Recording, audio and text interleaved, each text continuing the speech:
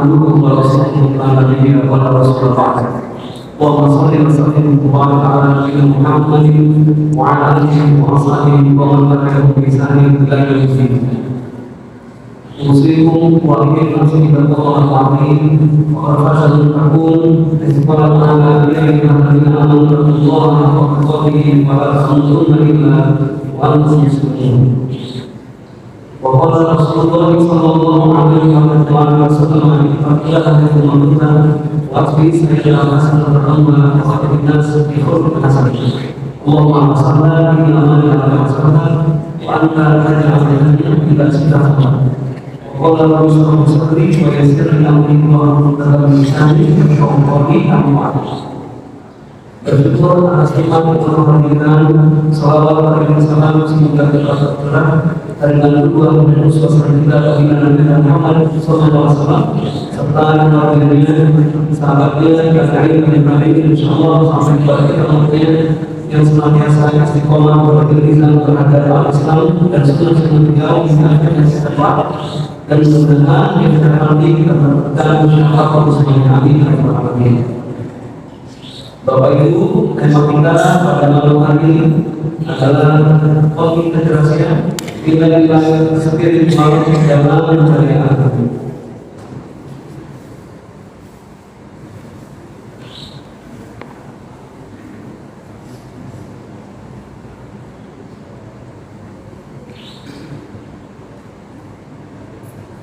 Bapak Ibu yang dirahmati Allah, dalam satu malam minimal kita berdoa memohon kepada Allah 17 kali. Di dalam surah Al-Maryam kita memohon ihdinas siratal mustaqim. Ya Allah, tunjukkanlah kami jalan yang lurus. Siratal ladzina an'amta 'alaihim itu jalan yang orang yang memberi nikmat. Ghairil maghdubi 'alaihim dan bukan jalannya orang-orang yang dimurkai. Wala dhalin dan bukan jalannya orang-orang yang sesat. Yang kalau kita buka tafsirnya Bapak Ibu, Allah ini kata Nabi SAW, hum al-yahud. Yang dimaksud orang-orang yang dimurkai Allah adalah orang-orang Yahudi. Kenapa? Karena mereka punya banyak ilmu, punya budaya akademik, tapi tidak beramal, tidak ada nilai-nilai spiritual di dalamnya. Jadi ilmu yang dia miliki tidak mengantarkan kepada jalan yang lurus, tidak mengantarkan kepada kebahagiaan, tidak mengantarkan keselamatan dunia dan akhirat. Yang ada ilmu itu melahirkan kesombongan. Walaupun dan bukan kelompok orang-orang yang sesat. Siapa mereka? An-Nasara, yaitu orang-orang Nasrani. Kenapa orang-orang Nasrani punya semangat spiritual yang sangat tinggi? Tapi syariatnya tidak didasari dengan budaya agama. Oleh karena itu, seorang muslim adalah manusia yang paripurna ketika dia memiliki budaya agama di dalamnya terintegrasi nilai-nilai spiritual. Nah, sebelum Yahudi dan Nasrani sudah ada yang lebih dulu. Kelompoknya Bapak Ibu, orang yang punya makhluk yang punya budaya akademik, yang ilmiah, yang logis, yang rasional, tapi tidak punya nilai-nilai spiritual. Siapa itu? Iblis. Bahkan sampai ilmu yang dia miliki maka dipakai untuk menyembah Allah. Ketika disuruh untuk sujud, fasajadu illa iblis. Ilmu yang dimiliki menyebabkan dia enggan dan dia malah memberi sesuatu. Wakana minal kafirin, dia termasuk kelompok orang-orang kafir. Oleh karena itu, seorang mukmin adalah orang yang memiliki budaya politik, tapi juga di dalamnya terdapat terintegrasi nilai-nilai spiritualitas. Kita bisa buka ayatnya seperti itu. Yang pertama, proses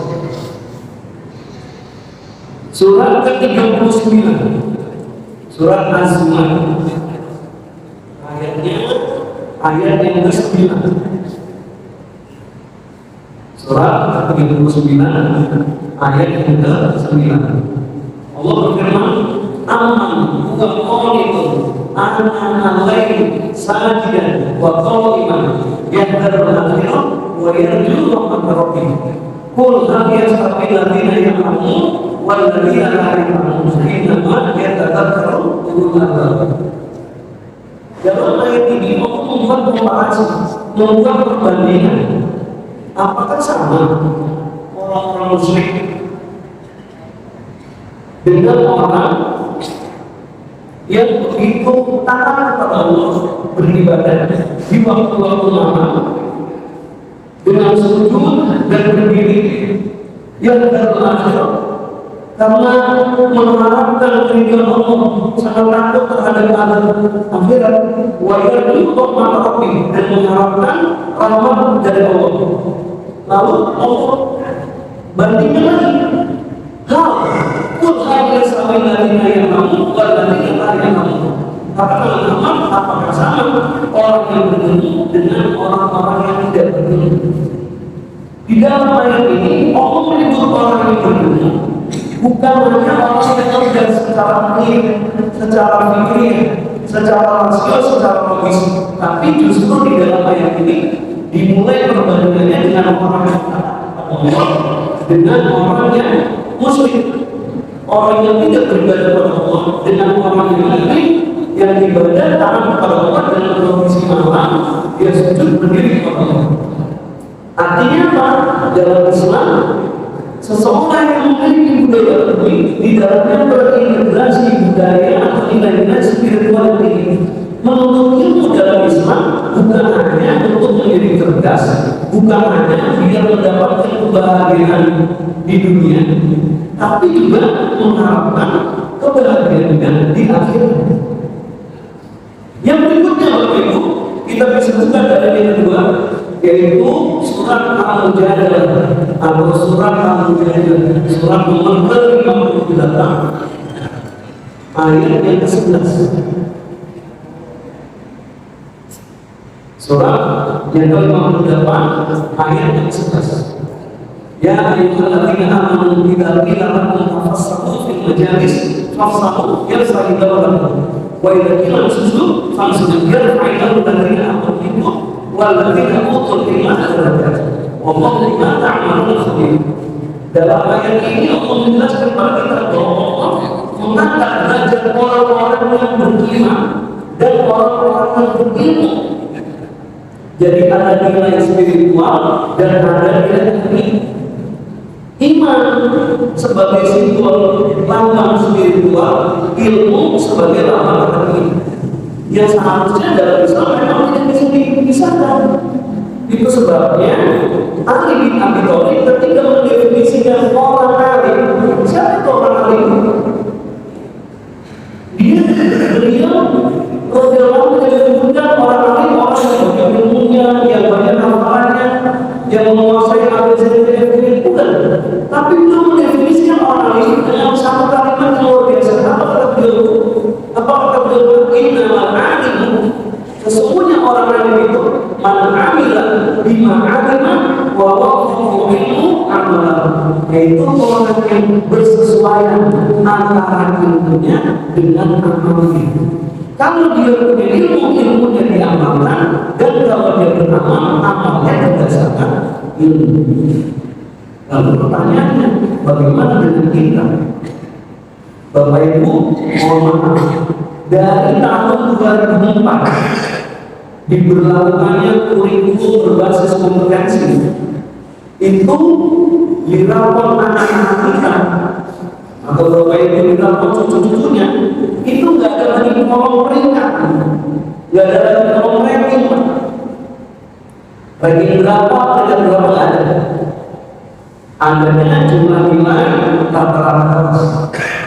Tapi mohon pertanyaan saya, kalau Bapak Ibu ngambil rapor ketemu sama wali kelasnya, duduk di depan, hadap-hadapan, apa yang pertama kali Bapak Ibu tanya? Apa Bu? Pak, anak saya lagi berapa? Gitu Pak ya? Atau Setiap anak kita mau sekolah, dia taruh tasnya, dia taruh bukunya, dia udah istirahat, dia udah makan, lalu ditanya ngobrol sama orang tuanya. Apa pertanyaan yang biasanya ditanyakan oleh bapak ibu? Tadi di sekolah dapat nilai berapa? Gitu ya Pak? Ada ulangan bagusnya nilainya. Jadi yang ditanyakan hanya satu aspek, yaitu aspek pendidikan saja. Yang dilihat cuma budaya pendidikan saja. Seolah-olah akademik itu konotasinya adalah prestasi, konotasinya adalah nilai. Padahal dengan untuk kami sampai sekarang, ya sampai sekarang saya masih di kelas. Setiap bagi rapor yang udah ada tetap aja yang nanya, tetap aja ada. Kenapa? Boleh minta bocoran itu? Anak saya lagi menjawab. Padahal tidak. Tapi kalau kita bikin Excel kan ada nomor dari hasil kegiatan. Tapi ini menandakan bahwa selama ini kita lebih mengedepankan budaya akademik daripada nilai spiritual, dan seolah-olah akhirnya itu yang jadi standar kesuksesan, itu yang menjadi tujuan utama. Seolah kalau kita akan sekolah itu belajar itu, ya orang yang punya budaya akademik itu kalau ranking 1, kalau dia berikan sebagainya, makanya mulai tahun ini ada yang namanya tes kemampuan akademik Pak. Kalau dulu ada yang UN, kalau sekarang disuruh balik lagi ke UN Pak. Ada lulus, ada lulus, kalau sekarang tidak. TKA itu tes kemampuan akademik itu dia hanya punya porsi 50%. 50% lagi dari mana? Dari nilai rapor. Selama ini anak kita mau masuk sekolah, mau masuk perguruan tinggi, mau PTN, kalau dulu jalurnya PMDK, penelusuran minat dan bakat dari rapor, sekarang dengan SBMP, itu dilihatnya dari nilai rapor. Dan ternyata nilai rapor itu, Bapak Ibu, nilai rapor itu yang main siapa Pak? Yang main sekolah, yang main guru. Bahkan tidak pernah ada sekarang namanya anak yang naik kelas. Anak dari mulai zamannya COVID nggak masuk 3 bulan aja lulus Pak, naik kelas. Anak yang 15 itu naik Pak. Jadi nggak ada semangat naik kelas Pak. Jadi dia sampai dan bukan saya bilang lulus Pak lulus. Tapi pertanyaannya dia memperhatikan dia mampu nggak? Padahal kompetensi itu terdiri dari bukan cuma knowledge, tapi ada skill, ada itu. Makanya luar biasa anak-anak kita kalau dibandingin bapak itu dulu. Saya dulu punya teman kuliah di Ciputat di UIN, dari Padang, ditanya bapaknya berapa IPK kamu? 3,5, dimarahin habis habisan. Sekolah jauh-jauh dapatnya 3 orang minimal 7 gitu. Ada mana ada yang beda juga. Karena dia cuma itu. Padahal konsep dalam Islam jelas. Maka Rasulullah dan insan fi ahsani taqwim. Allah menciptakan manusia dengan bentuk yang paling sempurna. Dan standarnya bukan dari ukuran prestasi akademik saja, dari nilainya saja. Maaf, jadi kenyataannya hari ini keberhasilan anak sering dilihat dari ukur dari nilai ranking prestasi akademik. Dengan kata lain, yang dilihatnya cuma dari segi aspek kognitif saja dan cuma dari satu kecerdasan saja. Padahal kalau teorinya Kasum Bloom, kita punya 3 anak, ada kognitif, ada afektif, ada psikomotor.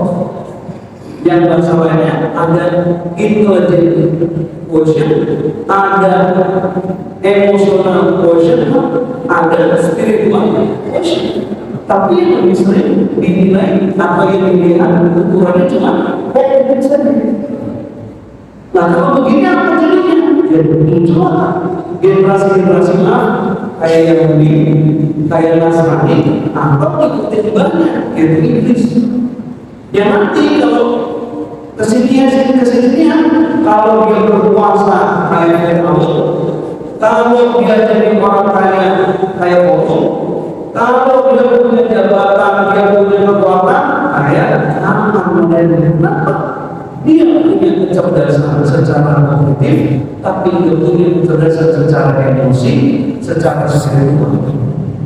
Padahal yang namanya pendidikan itu bukan cuma sekedar transfer of knowledge, tapi juga transfer of value. Bukan untuk membandingkan, tapi memang kita di Indonesia ini yang mayoritas penduduknya beragama Islam, ngomongin value, ngomongin affective, ngomongin psikologi masih jauh. Semuanya masih jauh dari bukti. Bahkan anak TK aja, tuntutannya lulus dari TK itu udah bisa baca tulis, calis itu. Padahal dunia TK, dunia bermain. Kapan harus diajarin? Harus di SD. Jadi saya dulu baru bisa baca, bisa nulis pas SD itu. Tapi memang nggak bisa masuk TK, karena masuk TK mahal. Yang bisa sekolah di TK cuma orang kaya doang. Nah bahkan sekarang itu boleh dilihat Pak, ya anak masuk TK sama anak masuk SD, biayanya mahal-mahal. Kita masuk SD negeri gratis Pak ya. SPP gratis, bukunya gratis, makan pun ya sebetulnya sih tidak gratis Pak, tapi gratis. Kalau masuk TK 5 juta, jadi harusnya tidak ada itu, tidak ada kurikulum calis itu nanti kelas SD kelas 1. Maka saya tunggu betul-betul 6 bulan baru itu masih 1 bulan ya, 1 bulan pertama sampai tengah 1 bulan kedua itu kurikulumnya cuma calis tuh, tiap hari didikte, ditulis kita bersambung, hitung-hitungan. Belum lagi nanti kita ada teori baru yang disebut multiple intelligence. Bebek jalurnya berenang, jalurnya terbang, meskipun jadi terbang bisa terbang. Jangan diajarin lompat, jangan diajarin dari lompat. Kelinci bisanya dari lompat, bisanya lompat, jangan diajarin berenang. Jadi ada banyak kecerdasan anak kita, bukan dilihat dari kognitifnya saja. Ada naturalis, ada musikal, ada logical matematikal, ada eksistensial, ada emosional, macam-macam. Ada 9 mata dan tadi ada kecerdasan intelektual, ada emosional, dan ada spiritual. Harusnya komplit seperti ini. Tidak bisa dipisah-pisahkan. Makanya judulnya adalah pengintegrasian. Kenapa harus ada pengintegrasian? Karena dalam realitanya kita sebagai orang tua banyak yang melupakan nilai-nilai spiritual. Sehingga yang muncul permukaan itu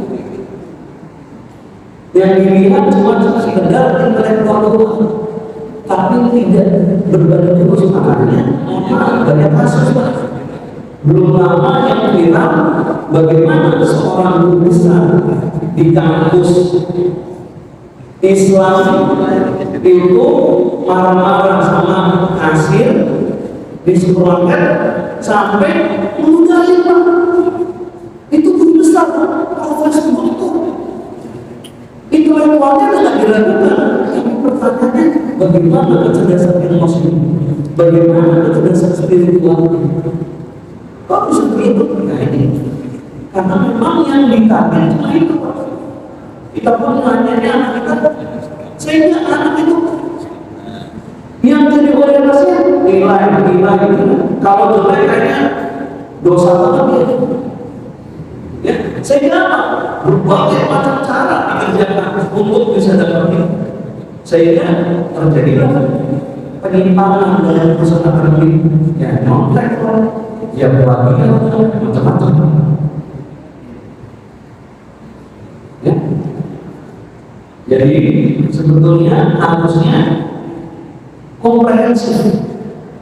terintegrasi antara budaya teknik dengan nilai-nilai spiritual, sehingga kita menjadi manusia yang utuh, manusia yang sejati. Kalau istilah nasionalnya profil pelajar Pancasila, kalau istilah di Jawa Barat namanya Pancawaluya. Ada yang tahu Pancawaluya? Cager, bager, ini searching Google dulu Pak. Jadi profil pelajar Pancasila sama KDN, ya, versi Jawa Barat namanya Pancawaluya. Ada 5: cager, bager, benar, singer, apa satu lagi? Benar, jangan lupa.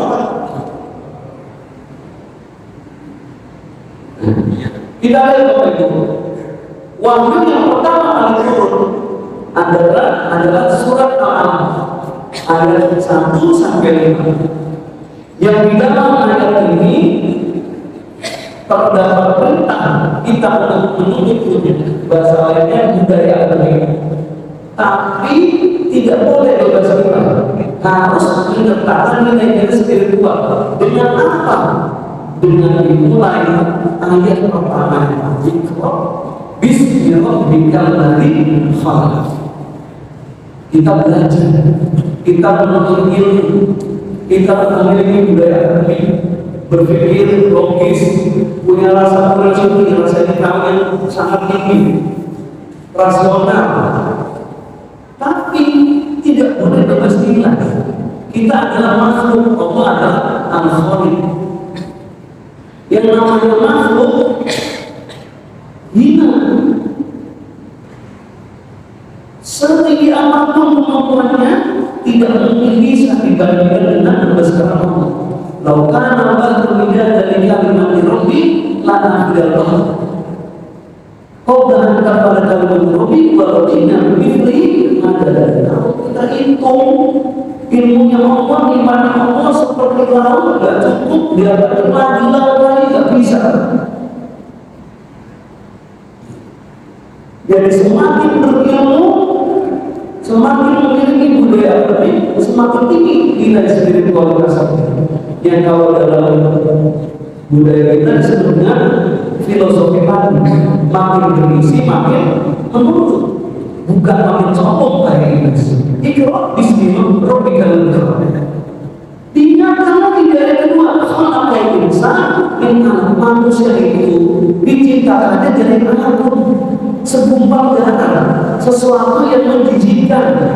Kita kalau darah ibu-ibu ada yang Islam, sesuatu yang tidak ada pendidikan, itulah kita hina, butuh kepada Allah dan yang Maha Mulia. Iqra wa rabbukal akram alladzi 'allama bil qalam.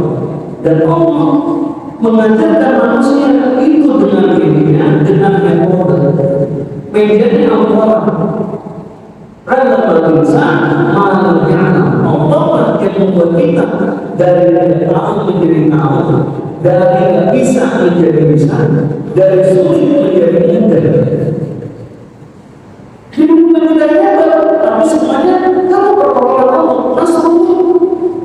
Begitu pula kita boleh punya effort yang luar biasa, punya trik dan tips untuk menghadapi Ramadan. Tapi hakikatnya kita bisa sukses karena takut menjadi orang yang bertakwa itu karena nasrullah, karena pertolongan dari Allah. Jadi kalau cuma mau dari kemampuan kita sendiri tidak akan bisa. Makanya saya sebutkan kami sering mengingatkan, jangan sampai kita ngomong ikut-ikutan. Kita sering bilang usaha tidak akan mengkhianati hasil. Padahal dalam Islam begitu. Pertanyaannya, apakah setiap ada sebab pasti ada akibat? Dan apakah setiap akibat mengharuskan adanya sebab? Kalau dalam ilmu Allah nggak pakai. Nggak ada sebab bisa ada akibat. Ada sebabnya belum tentu ada akibatnya. Nabi Adam itu akibat, tapi seberapa kalau kita masukkan level atau usaha manusia nggak ada di situ. Semuanya kan nggak mau dari roda. Nggak ada bapaknya, nggak ada ibunya, lahir nggak ada. Ada bapaknya, nggak ada ibunya, lahir bisa jawab. Ada ibunya, nggak ada bapaknya, nggak bisa. Ada bapaknya, ada ibunya, bisa lahir. Jadi yang menyebabkan bukan hasil bukan usaha tidak menginginkan hasil. Itu perkataan mirip dengan perkataan yang umum. Kita tidak ditanya apa yang menyebabkan kamu bisa kaya seperti saat tadi. Jawabannya innama utitu ala ilmin. Saya begini, kan saya kaya, saya hebat, usaha saya. Padahal setiap usaha yang dilakukan manusia sukses, keberhasilan bukan karena 100% usahanya, tapi nasrullah, pertolongan dari tugas kita cuma usaha. Yang menentukan hasil adalah Allah. Jadi usaha tidak akan menentukan hasil. Dari manasik haji, sa'i dan umroh, bagaimana seorang ibunda haja berusaha mencari air, lari dari sofa, dari bukit Marwah, itu usaha, nggak berhenti, tidak menafikan usaha. Tapi masalah hasilnya, air zam-zam keluarnya dari bukit sofa, keluarnya dari bukit Marwah, tapi dari kakinya Nabi Ismail prosesnya pada saat itu. Maknya yang lagi kesulitan, badannya lemah, akan melahirkan, pengen makanan, bagi Allah gampang saja Pak. Menghadirkan makanan mohon hidangan dari langit, tapi Allah menyuruh Maria tetap berusaha digoyang-goyangkan pohon-pohonan sehingga jatuhlah rumah-rumah runtuh yang segar-segar, yang muda-muda, yang nikmat. Jadi bukan karena usaha kita, karena pertolongan Allah. Jadi budaya akademik tanpa adanya nilai spiritual akan melahirkan iblis, melahirkan generasi Yahudi, generasi Nasrani, generasi Kopung, generasi Fir'aun, generasi Haman.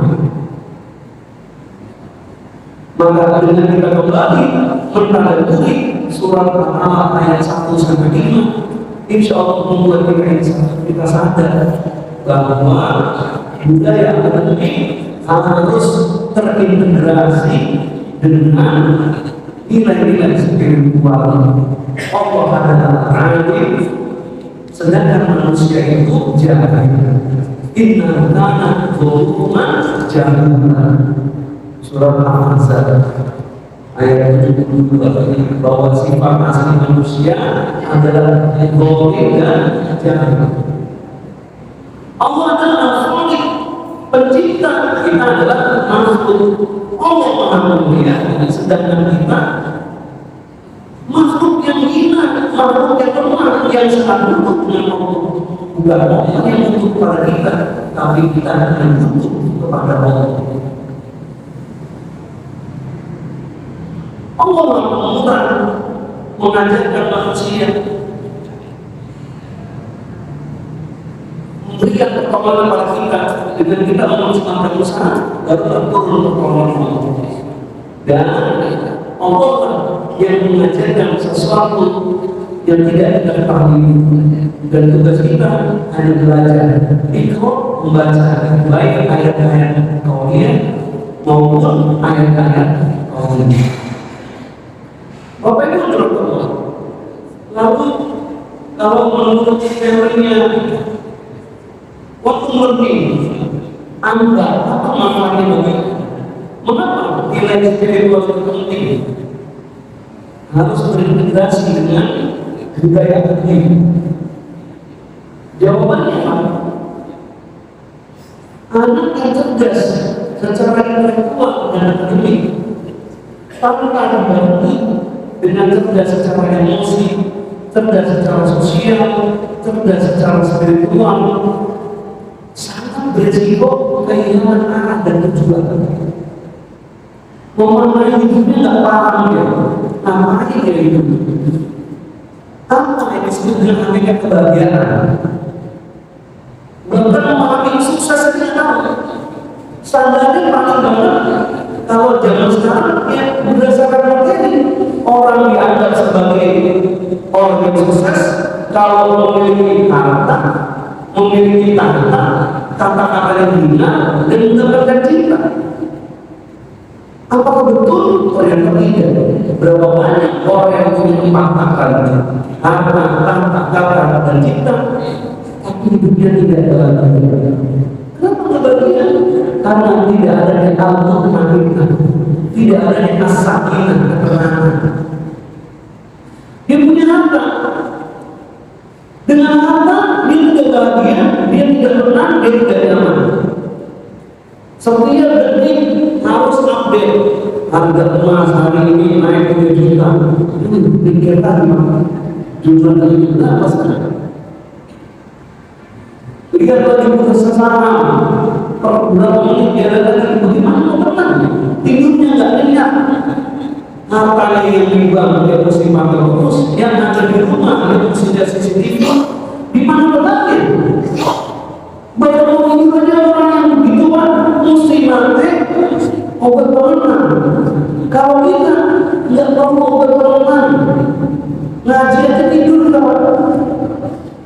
Jumatan aja terus kita bahkan disebut pekor ya, asal nempel ngomong ya terus apa? Punya tanah udah 1 periode pengen 2 periode, udah 2 periode pengen 3 periode, udah 3 periode pengen cucunya, cicitnya, jadi semua Pak. Gimana bisa tenang? Nggak bahagia. Punya cinta, aku mau kemana-mana berdua terus, ditinggal di rumah, khawatir kita akan tidur di tukang sayur, nggak tenang. Jadi orang kalau itu spiritual, nggak ada yang namanya al-mutmainnah, nggak ada yang namanya as-sakinah, dan nggak ada yang namanya as-sa'adah, dan nggak punya tujuan hidup. Hidupnya cuma main-main saja. Sebagaimana misalnya Ibrahim bin Adham, seorang ulama salaf yang lahir dari kalangan orang berada.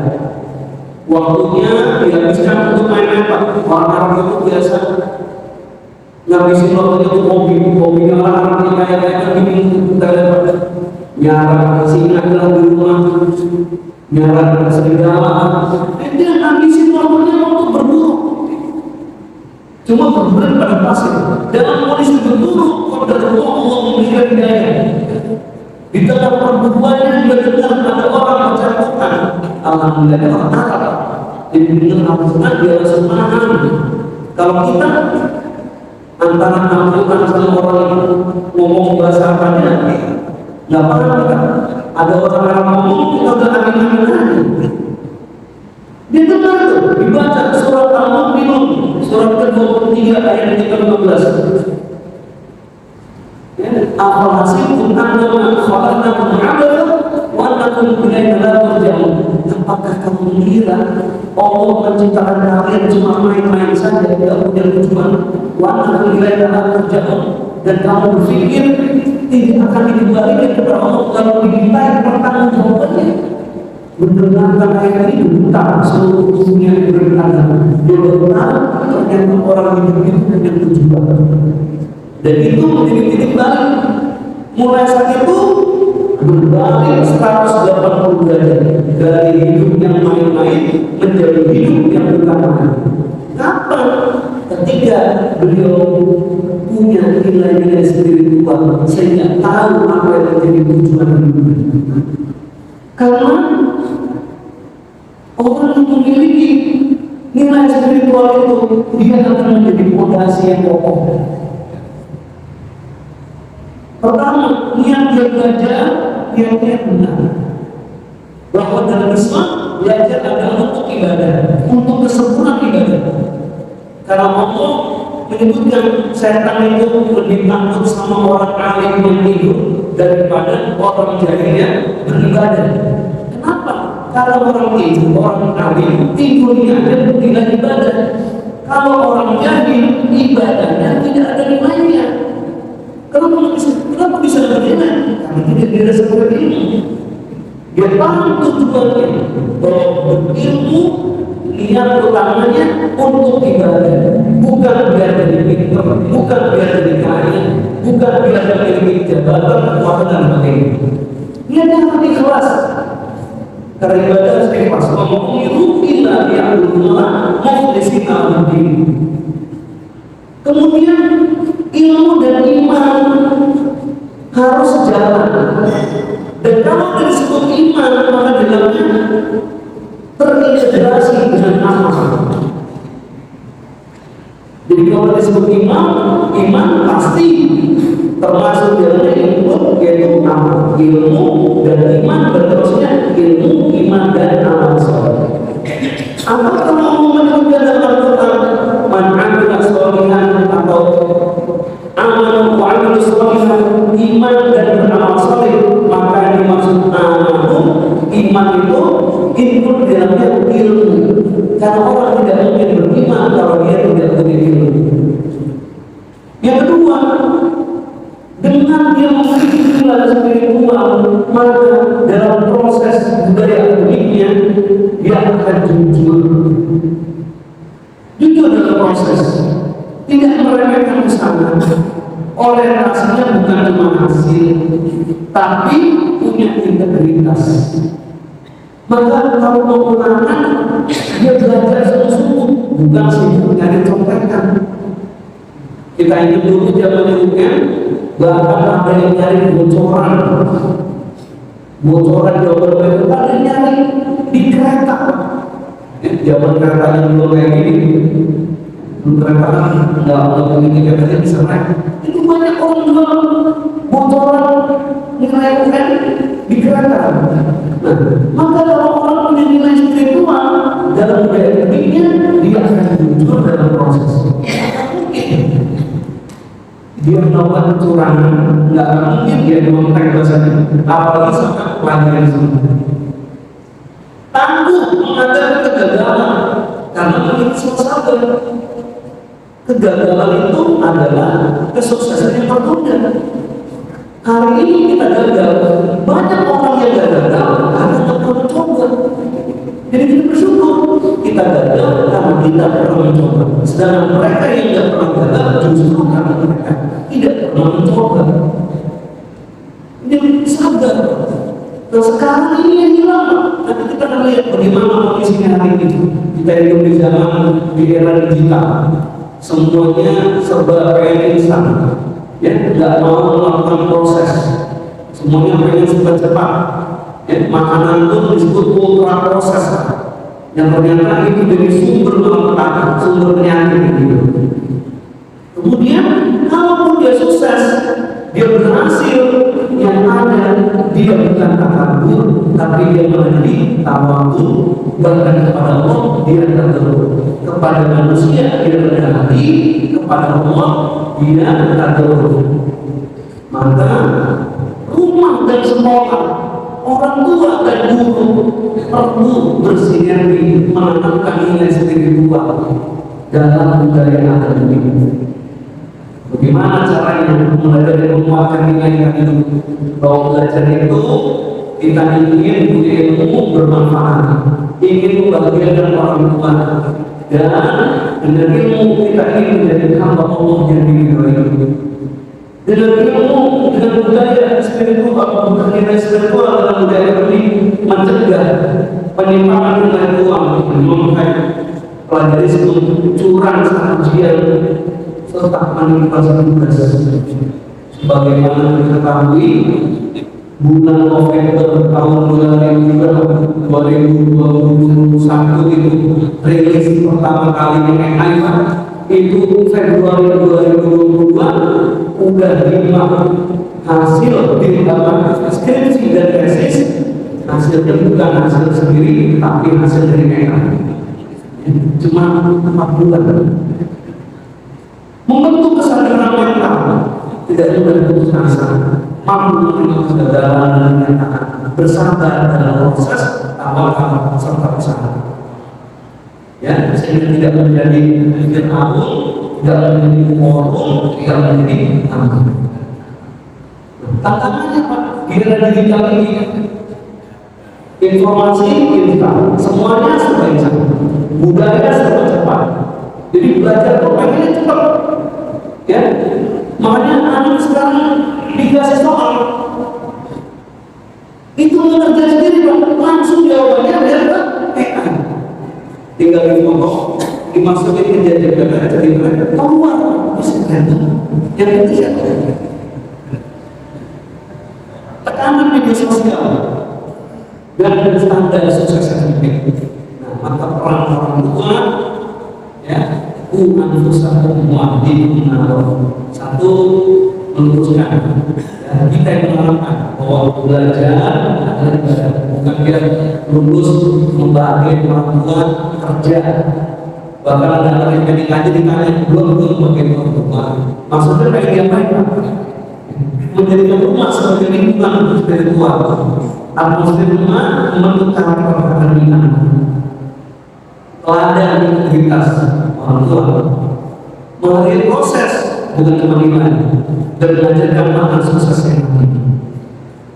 Nah, strategi praktisnya mulai budaya bersama beribadah sama keluarga, evakuasi bahasa lainnya muhasabah, yang di muhasabah berbasisnya nilai.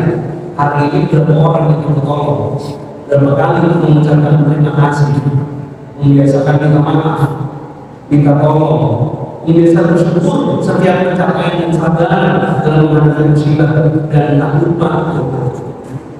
Lalu bagaimana budaya nilai spiritual yang harus ditanamkan? Ya, disiplin, kejujuran, tanggung jawab, etos kerja. Terus dan yang terakhir, puncaknya adalah surat Fatir surat kedua ayat ke-28. Innama yakhsyallaha min ibadihi. Orang yang punya budaya akademik itu nilai spiritualnya tinggi. Jadi ulama orang yang sangat Allah akan bersuara atau demikian dari kita pada kesempatan ini, mudah-mudahan bermanfaat, benar dari Allah dan Rasulnya. Salam dan sejahtera. Tanya jawabnya, sampai dari dengan informatif sebagai Allah yang tidak syakala dengan astagfirullah wa atubu ilaih. Wassalamualaikum warahmatullahi wabarakatuh.